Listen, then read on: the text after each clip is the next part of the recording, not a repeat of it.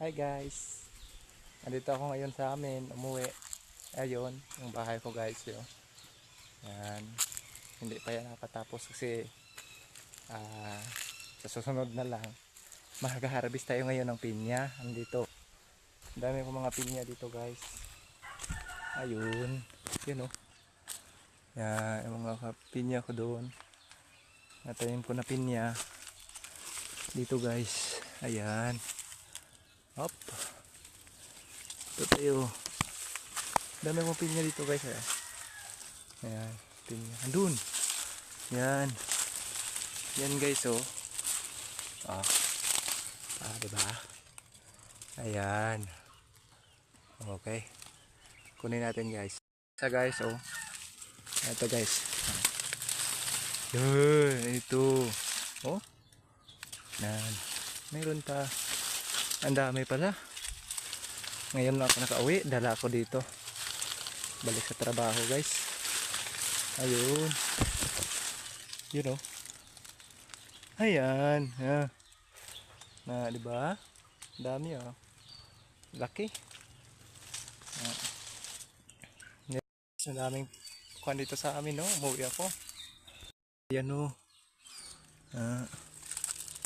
Pinya. Hinog na yan. Kunin ko lang guys. Yan oh. Yan. Yeah. Yan. Hinog na yan.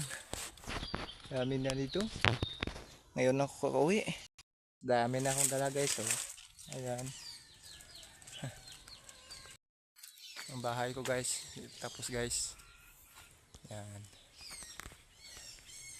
Yung sa kapatid ko. Yan guys oh. Sa loob ng bahay ko guys. Ganyan. Hindi pa ito tapos eh. Oh, yan yung mga nakuha natin pinya. Ayan guys. Yan, pinya natin nakuha. Kukuha pa ko. Nandito ako sa likuran. Yan, hindi pa yan tapos. Tayo, may mga tanim din doon. Ano? Yan, mga tanim ko doon. Yan. Yung mga saging. Ayan o. Na, saging. Tanim ko yan. Tanim. Ayan guys. Iba talaga pag may tanim ka. Ayan o. Meron naman. Kukunin tayo dito. Ito. Ayan. Ito na ito guys.